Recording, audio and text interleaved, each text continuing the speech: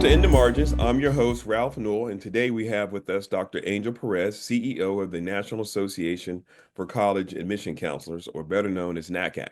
Welcome, Dr. Perez. Great to be here. Thanks for this conversation. Welcome.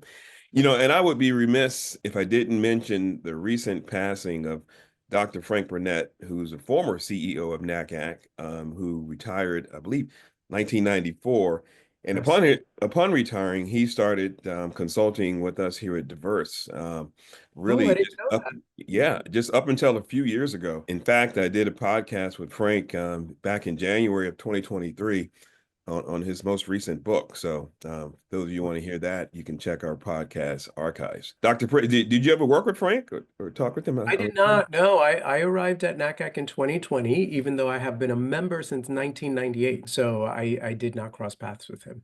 Okay. But yeah, no, he was very instrumental in a lot of things that we did and provided, just great perspectives. And when I talked with him last year, I didn't realize Frank was like in his 80s, and man, he was really still moving and kicking like he was 50 Fighting and years fighting. old. I love it. Yeah. We definitely want to give our condolences to Frank's family. His memorial service, I believe, is coming up at the end of this week. I guess with more bad news, I just recently attended a board meeting last week.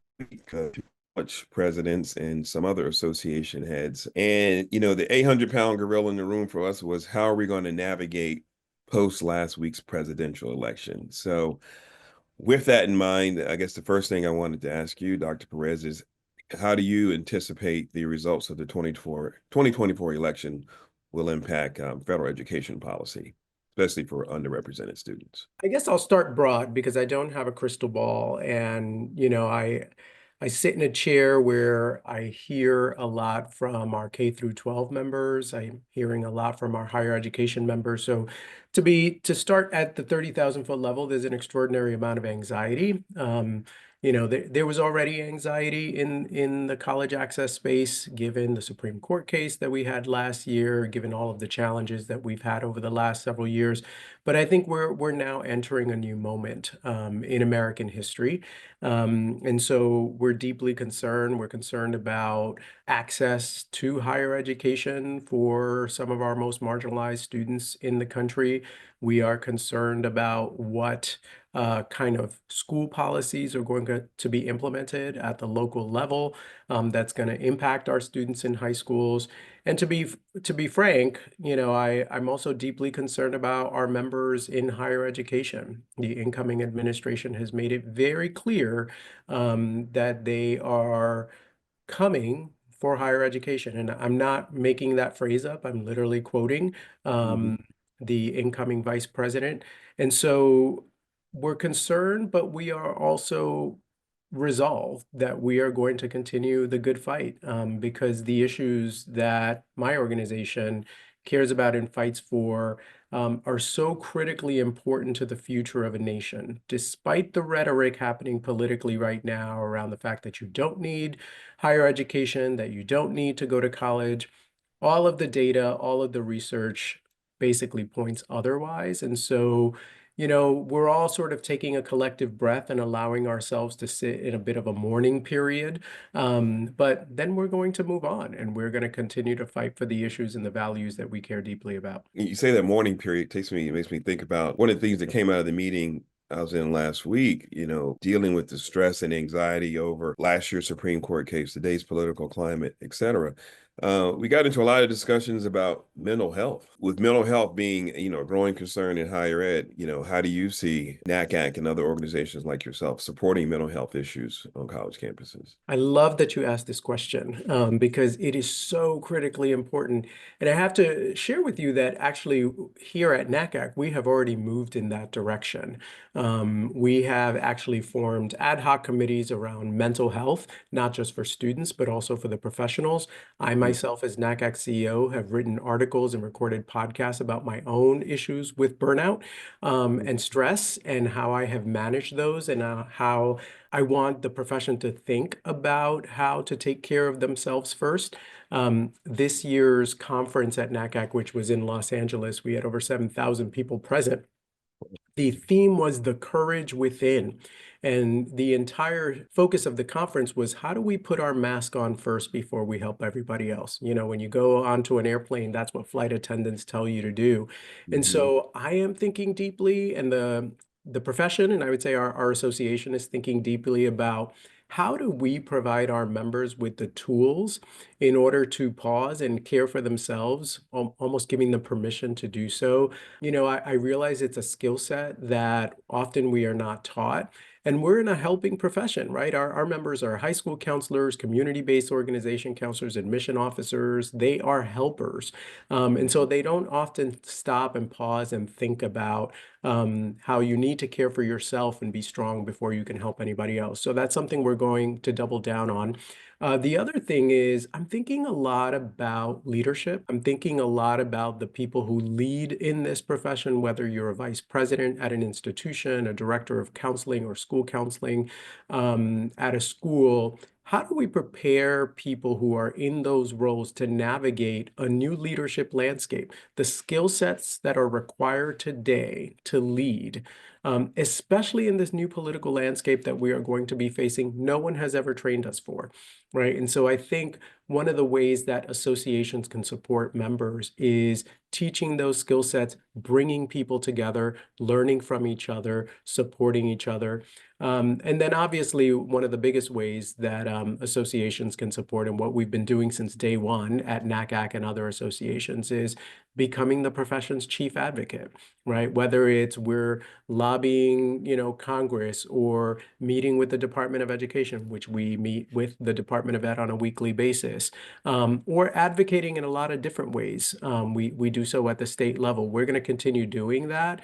And I think the advocacy umbrella just got a lot wider. It's not just going to be about government policy, but it's going to be about any issues that are going to potentially harm students. We're going to be all in. You caught my ear there with the Department of Education. You know, do you have a real fear that Department of Ed might be eliminated down the road here? I wouldn't say I have a real fear, because I think that apparently, from what I read, this has been attempted before, and it's more complicated than switching off a light switch, right?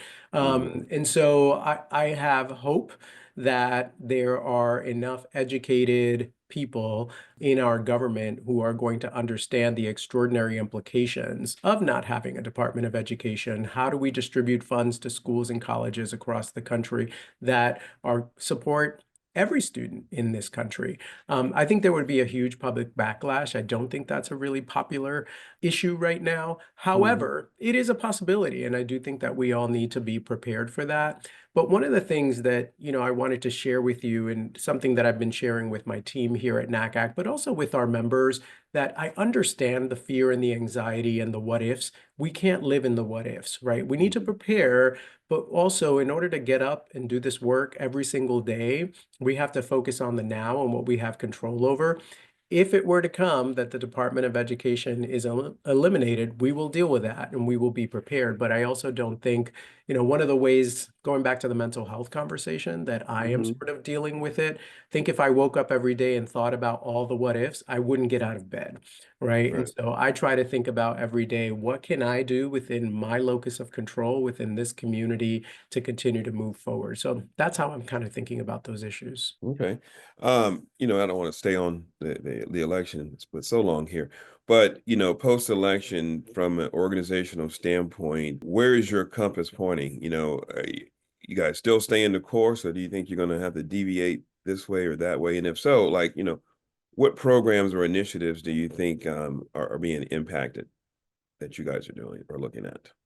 Yeah, I would say we stay the course and we grow. Mhm. You know, our mission is not changing, our vision is not changing, our values are not changing. How we communicate might change, I think, Right. because we're living in such a litigious landscape, that we also don't want to put the organization in harm's way. But I think, you know, what our members want and need us to do we are going to do. And so we already had plans. For example, we are creating a new center called the Center for Reimagining College Access, and it's going to focus on several different areas, including the future of the profession. How do we recruit, retain, cultivate the next generation of people who are doing this work with a focus on young people and leaders? Reinventing and reimagining how we connect students to colleges today, which I think is going to be even more urgent now. I think partnering with other organizations, philanthropists, funders, basically bringing a community of people together to fight back against this rhetoric around anti-higher education and the fact that we don't need higher education in this country. And so I will say, we're not only moving forward, we are determined to build, but what we are going to need, and this is my call to action, is we're going to need a coalition of the willing. Organizations are going to have to work together more than they ever have. We are also going to need financial support. Organizations, particularly nonprofits, schools, institutions, are going to need to be able to do more. And the other thing is that there are going to be organizations, for example, like mine, who may have to fill holes that are not going to be filled by the federal or local government in the next several years. And so we're going to need the support of individual philanthropists, foundations, in order to get the work done. So that's actually part of what I'm excited about, that I always think about where is the opportunity in crisis? And it's a great opportunity to bring the coalition of the willing together and build something new. Yeah, no, very profound. In fact, one of our staff members said that yesterday in one of our meetings as well about, the work that we do at Diverse. We're going to have to partner with some people and find some coalitions and organizations that are like-minded and do this together because, we can't do it alone. But you mentioned support, and that's supporting each other. But who do you think, or what organizations or businesses or what communities out there outside of, us that are in this fight together need to support the initiatives that we're talking about? What's going to move the needle? Because obviously we're not going to get help from the government, at least at this juncture. I think all of our organizations need to come together, and I would include diverse issues. I would hope that the higher education media is having a conversation with itself as well. How do we cover these issues? How do we not add fuel to the fire? Which I have personal opinions about, but I won't share right now. But I also will say that it's going to take more than just the education sector. We have been Right. working alone for a really long time. Post-Supreme Court, I think it was the week after the Supreme Court decision dropped, I wrote a piece in the New York Times where it was a call to action to corporations in America that for decades, colleges and universities recruited and educated a really diverse set of students that fed into their staffing pipelines. Well, as we Mhm. know, that pipeline is under threat. I am now sounding the alarm even more than I did back then, because I think it's going to be really important that corporations and those that have resources get involved, because we need to think about these issues not just through a college access perspective, but through a workforce development perspective. If more students are not entering the pipeline into higher education, what does that mean for the future of the workforce? And then if you take that another step, what does that mean to the future of the economy? What does that mean to the future of tax base in America? And what does that do to national security issues, global prosperity, so on and so forth? I've traveled in Asia and Europe and lots of different places in this role. Other countries are investing more money in higher education and K through 12 education. They're not disinvesting. And so Right. we are going to be in a strategic disadvantage. And so I think foundations are going to have to be a part of our work. I would hope, and I'm, sounding the alarm to philanthropists, that they're going to have to think differently about their own philanthropy programs and who they support and how they support, and also taking down some of the bureaucracy around how you access some of those funds, because we don't have a lot of time. We have to start now. To take a step back, tell us about your journey, Dr. Perez. How did you grow up? How did you come to getting into higher ed? What's your story? I guess is what I'm trying to My say. story. Thank you. Yeah. I love talking about my story because it's the work that I do now is deeply personal. Um, Exactly. so I grew up as a very low income first generation kid, actually in Puerto Rico. And then, like many Puerto Ricans, moved to the South Bronx. Hmm. And so I grew up, spent most of my teenage years in the South Bronx. I grew up in the projects of the South Bronx, went to a very challenged high school in New York City. And really, if you look at my story when I grew up and what I had access to, the probability was not that I was going to go to college. But I went to a high school where my high school counselor had 600 kids, probably more, in her caseload. And somehow, some way, she found me and in the middle of the hallway stopped me and said, "Young man, have you ever thought about going to college?" I still stay in touch with this woman. She's 75. Still stay in touch with her today. And that question alone moved me in an entirely different direction. I hadn't really thought about it because when I grew up, the only people of color I saw that went to college was Theo on The Cosby Show. For those of you that remember Theo on The Cosby Show. Yeah, yeah. Um, and so, I feel so fortunate that I was chosen because many people at my school and certainly in my community did not go to college. And then I was admitted to Skidmore College in upstate New York, thanks to the support of my high school counselor through the Higher Education Opportunity Program. So I was a HEOP kid in the state of New York, which meant that technically I was denied through the regular admission process. But the HEOP program saw promise and opportunity in me, and I went and did a pre-summer program and was officially admitted to the institution. And again, college was such a transformative experience for me. And I got another tap on the shoulder when I was a senior. I was the college kid that was involved in everything. I was the president of the Latino Student Association, and I was a RA, and I was a resident director.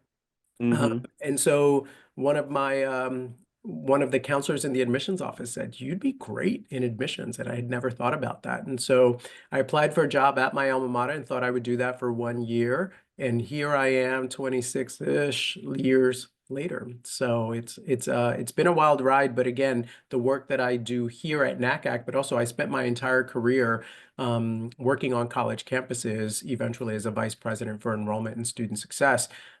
So this worked for me as a way to pay it forward.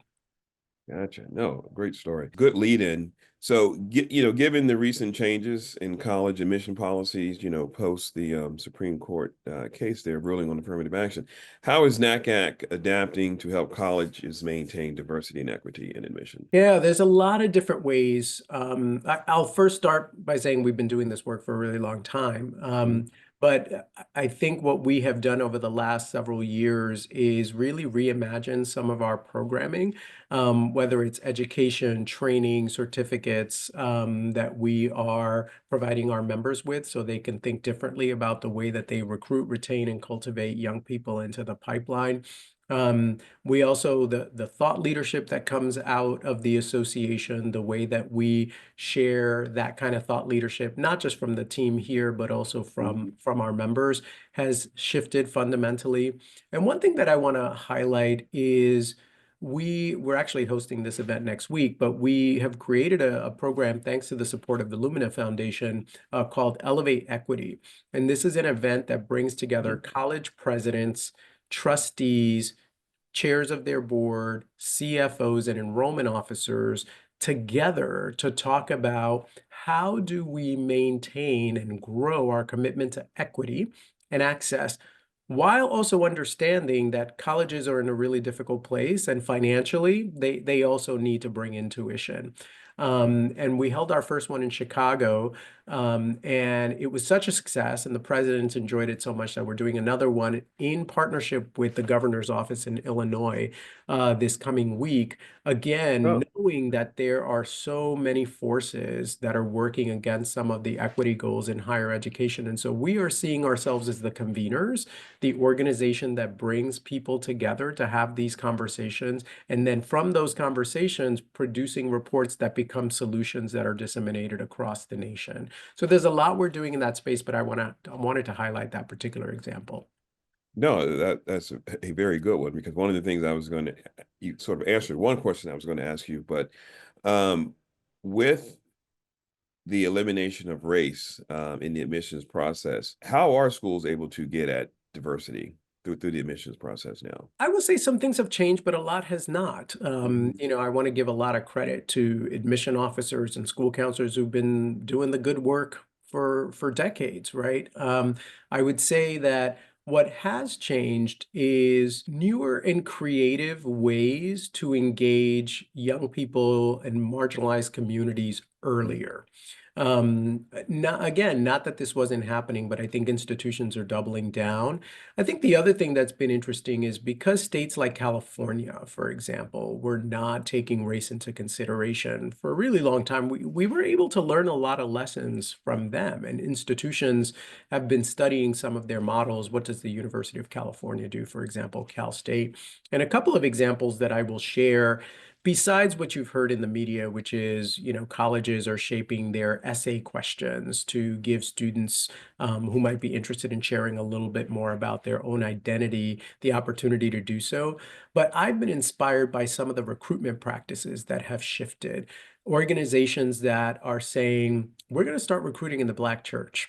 And we're going Mhm. to go into Latinx community centers and we are going to go where people are. And we are going to start educating families about higher education, maybe not even about my own institution, even though that would be helpful in my enrollment goals, but creating cultures of college access within local communities so that by the time students go through the pipeline, they're already thinking about college, right? We don't want it to be a tap on the shoulder by happenstance like it was for me. We want to create these cultures within communities.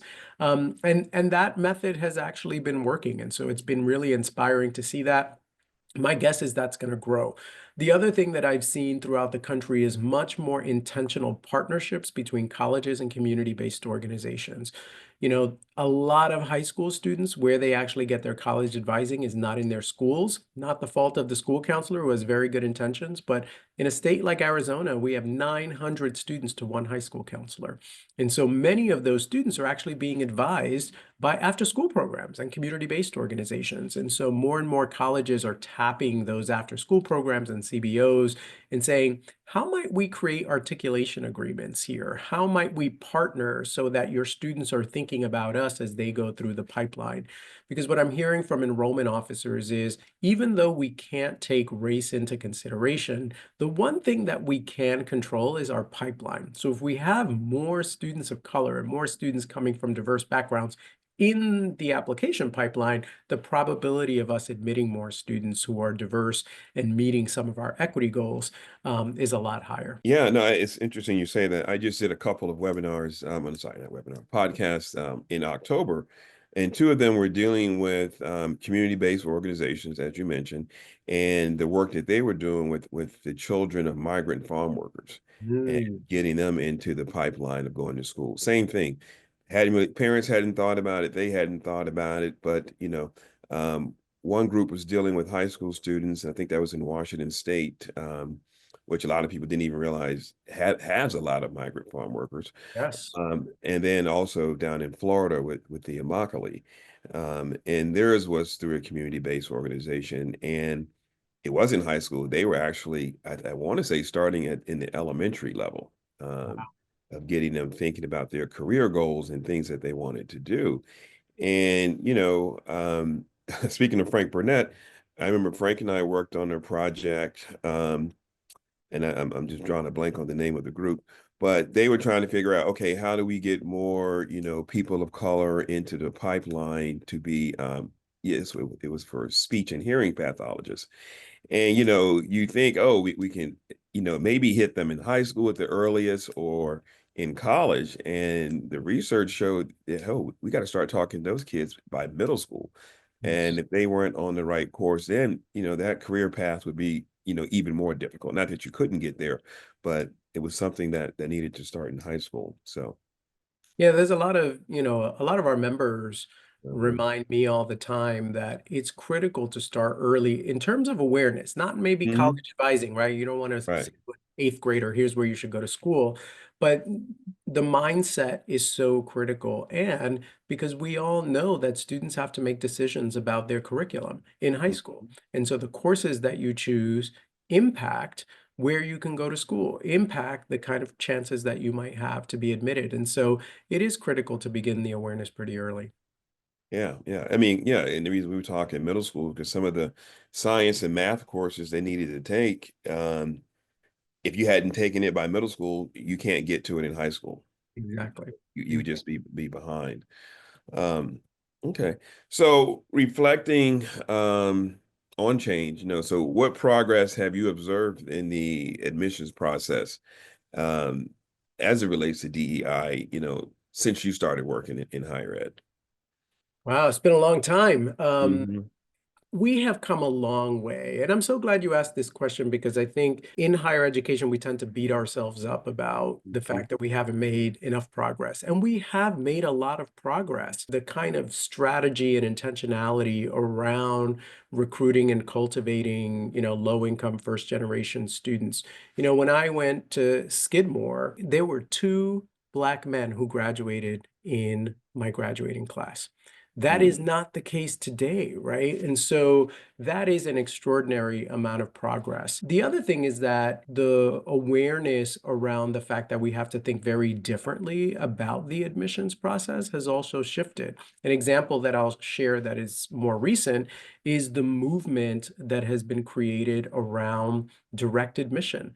More and more states, and I know the Common Application has also been doing some pilots around this, are creating programs where students don't even have to apply. If you have a transcript and you hit this marker, you are automatically admitted. Those are transformative programs for students who maybe never thought that they were college material or able to get in. And so there is so much work happening around the equity front. I think about an organization like Bloomberg Philanthropies, who has gotten involved by doing virtual college access, college advising, for example, the number of community-based organizations that have been created around the country, since 1998. I don't know the number, but I'm sure we're talking about thousands of organizations if you just look at the NACAC membership alone and how it's grown. There's a deeper commitment. There's a willingness to think differently. I mean, think back, test optional used to be such a minority of Hmm. institutions who were,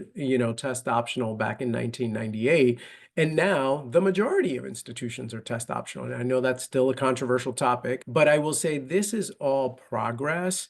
And I know that we are going to continue to make progress despite some of the political pushback that we're going to be facing. Yeah, you caught my ear there with the test optional thing there. I guess I really started hearing more about it. I shouldn't say I started hearing more about it. It became integral in my life, if you will, because during COVID, that's when my daughters were finishing up high school and now ready to apply for college, and them getting stressed out about taking SATs and all this kind of stuff. Then all of a sudden was, oh, you don't need it, So I had one child who still took the test and one who said, oh, since it's optional, I'm not going to take it. And to your point that a lot of schools are now doing that. So with that, doesn't that make it easier in the admissions process? It becomes, I guess, way more subjective as opposed to just drawing a line and saying, okay, minimum SAT score here or that. Because I don't even think you can even look at GPAs because, um, every school district is not the same. So doesn't Well, that give schools more freedom or no? I think it's a heavy question and it's Mhm. complicated. We could do a whole podcast about it. But Right. I think before I answer that question, we have to step back. And the reality of the matter is that there is still this sentiment around the country that the admissions process should be fair, it should be equitable. And I agree, it should. But we are not starting from equitable systems in the K Hmm. system, right? And so there are students who have extraordinary amount of access to test preparation and preparation for the exams. And then there are those, like former Angel Perez, who had zero access to those things and end up with abysmal test scores, not because they don't have the talent or the knowledge, but because they didn't have the kind of preparation. And so a lot of research has shown the kind of bias towards wealth, and a lot of research has shown that the exams actually do not support the most marginalized students through the process. And so I have been an advocate for test optional since day one, really. And so I will put my own bias out there, knowing that many of my member institutions and leaders in my membership feel differently about it. Um, and the other piece that I will share is from an admissions perspective, going test optional actually makes it harder for the institution, because it takes a lot more time, right, to read those Hmm. files, to decipher. To a certain extent, it's a little bit easier to say, here's the SAT score, here's our average, everything below that, probably not going to make it. It's obviously a lot more complicated than that. But I do want to give credit to the institutions that have moved to a test optional policy because actually from an administrative perspective, it's a lot harder. I mean, think about a UCLA who actually doesn't take the test, but a UCLA is reading over 100,000 applications a year, right? And considering a student's individual story, that takes an extraordinary amount of staffing time to get through. And so, a lot of people say, test optional might make it easier on an institution, but it's actually it's a lot tougher. If most schools stay test optional, do you see there being other hidden barriers that will affect disadvantaged and marginalized students? If most schools stay disadvantaged, Stay test optional. again, very complicated. One of the challenges is the confusion that test optional policies create, right? When I came to NACAC, one of the first things we did was we created a petition called Test Optional Means Test Optional. We asked institutions to sign on because I was hearing from high school counselors that even though institutions were moving in droves to test optional in 2020, a lot of their students were saying, well, we don't really believe it. Is it test optional really, or am I going to be harmed by not submitting a test score? Mm. And so one of the great barriers is that, we need really strong advising, but also we need institutions to really mean it, right? If a student does not submit a test score, we are not going to discriminate against them because of that. So there's a little bit of stress that is added to families, as opposed to institutions that are test free and say like, we just don't take the test. Don't make that a part of your process. So one of the criticisms I would have, maybe that's not the right word, but questions that I would have for institutions that are test optional is how are you communicating that information? How is it that you are ensuring that students don't feel confused by the process? I'm a big fan of simplification, so the more we can make it easier for students, the better. Yeah. So, these students we're talking, we're talking about high school students in the majority of these situations. And so you've mentioned this high number of students that high school counselors are serving in some of the areas we talked about. So how does NACAC support counselors, especially in advancing DEI goals when they're so under-resourced? Yeah, so again, another complicated question. Mhm. And I would say, first of all, one of our advocacy pillars is school counseling and school counseling caseload. So whether it's here in Washington, D.C., or whether it's at the state level, NACAC has done a lot of work historically to really work with legislators to try to bring that average caseload down. And we've had successes in places like California and other states, but there is still a lot of work to be done. This is where we partner with our affiliates. We have 23 regional and state affiliate organizations. And so we often partner with them and go to legislators together to try to get more resources, more funding for the most under-resourced schools. Also advocating for the importance of college advising, right? A lot of school counselors have college advising as a slither of their portfolio. But the reality of the matter is they are dealing with crisis and triage and mental health and academic Mhm. scheduling. They are so overwhelmed. They don't have a lot of time for that. So another area where we advocate is to try to get people who could do full-time college advising in schools and partner with the school counselors so that students have access to really good information. So that's another area. And then another area is we have a variety of different special interest groups at NACAC that school counselors join. So we try to have what we realize is NACAC is a really large community. We have over 28,000 members around the world. And if you come to our conference with thousands of people, it's wonderful and exciting, but it can feel a little overwhelming. And so we created these special interest groups that meet together regularly throughout the year, but also in person when we're at our conference, based on topics that they might care about or need more information about, right? So we have public school counselor special interest groups. So we also have special interest groups for counselors who are working with the most marginalized students. We have a rural special interest group. So what we're also trying to do is bring communities together and support them in ways that are a little bit smaller and that actually give them information about the kinds of things that they need. Then the last thing I'll say, because there's so much that we do, it's hard to capture in a podcast, is we Hmm. also do a lot of professional development. We have public school counselor certificates. We do a lot of education and training for public school counselors because, again, one of the things that we're working on is the majority of school counseling master's programs do not require one course in college advising. Yet college advising is a part of the job, right? And so that's an area that we have been trying to do a lot of work on as well. Okay. Um, Here's a question. Do you think, college admission officers are equipped to evaluate students with cultural competence? And if so, what training or initiative should be in place to enhance that understanding for them or mitigate the bias? So cultural competence among college admission officers? Hmm.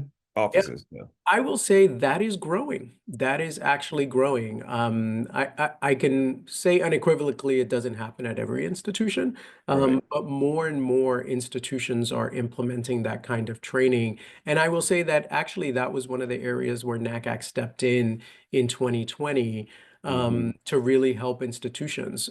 We actually created an anti-racist curriculum and a DEI curriculum. And it was actually one of the most popular programs that we had here for several years. And there were admission deans who actually had their entire staffs go through that process. And so it is something that continues to grow. My guess is that it's only going to grow more now in the political landscape. And it's an area that we're hoping to continue to evolve here in terms of the things we offer at NACAC. At the meeting I was talking about, I was at last week.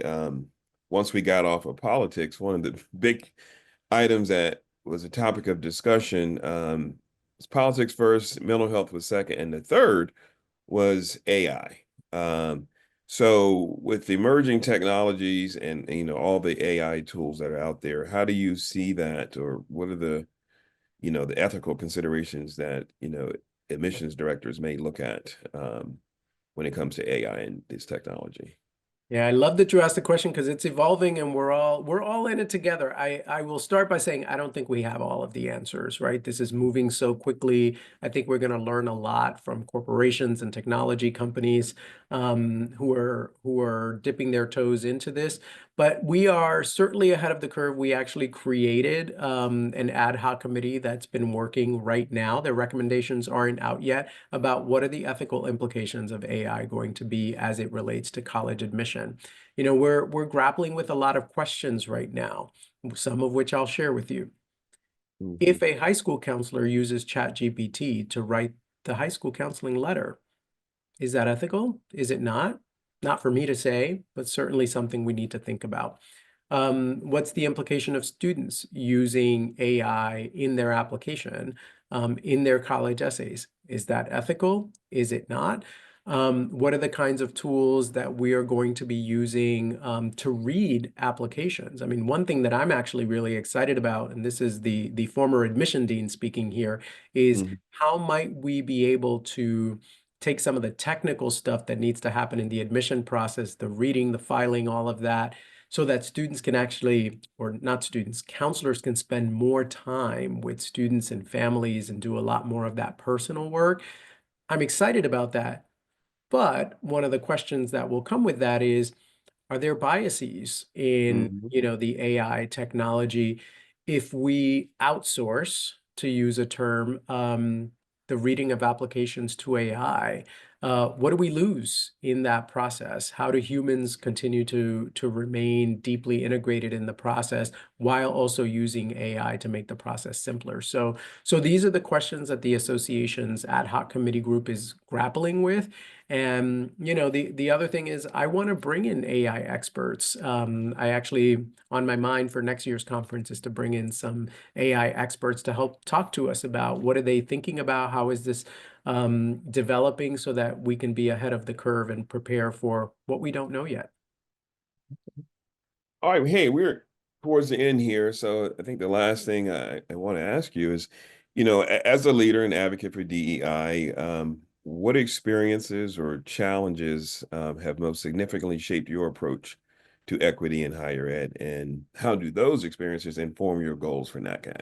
Ah, it's a great question because I've been doing this work for a really long time, and depending on the space, the institution, or the politics of the time, my approach has been really different. I would say there's a couple of things that probably span across the landscape for me. One is we have to bring lots of different people to the table. Some of the areas where I have been most successful in moving the needle on diversity, equity, and inclusion at institutions, for example, is bringing people to the table who fundamentally disagreed with the fact that that was part of the agenda. We are going to have to do a lot more of that than we ever have.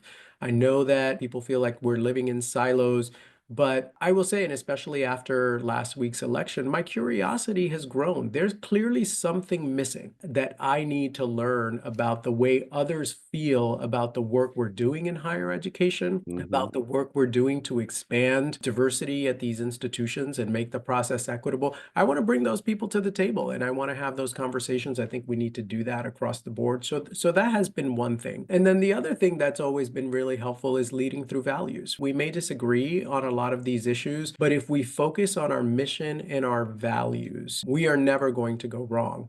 And an example that I'll give is one of the conversations that we had at the board level, and this is public, so I'm not telling tales out of school, that we had to have this year because it was a hard year. My guess is you probably wrote about some of these issues is when does NACAC speak and when does NACAC stay silent?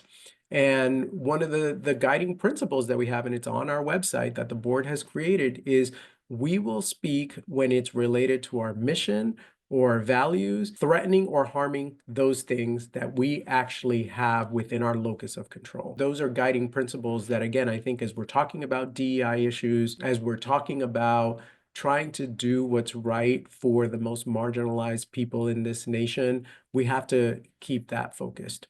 And I will say to you, perhaps the language evolves. One of the questions that I asked Sean Harper, Hmm. who is from USC, and he was one of the speakers at our conference this year, I did a fireside chat with him, is even the term DEI need to evolve. In movements across the country historically, we have seen that sometimes terms have evolved, especially when terms have been weaponized. I'm actually open to that, right? Because for me, it's about the end goal and not necessarily about a term. So that's another thing that I think I would like us as a community, as a higher ed community, to be open to a different approach, perhaps, to be open to bringing more people to the table, especially those that disagree with us, and to be open to maybe using different terminology and tactics. That's a good point. The terminology. When I started working in this space, everything was affirmative action, and it became a bad Yes. word.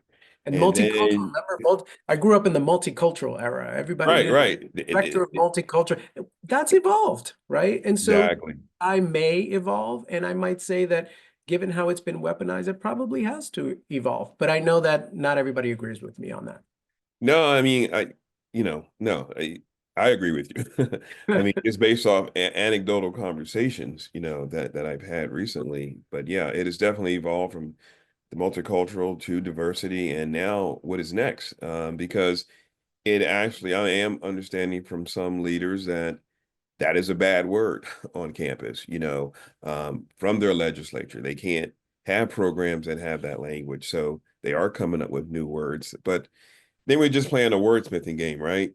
Because they figure out what you now call it, then they're going to add that to the list. So it is, I would agree with you, it is about that end goal. I think that's a perfect ending to today's show. So Dr. Perez, I thank you for your time. Any last words? Well, I would just say we talked about, the end goal. Let's keep our eyes on the prize. All right. Thank you, Dr. Perez.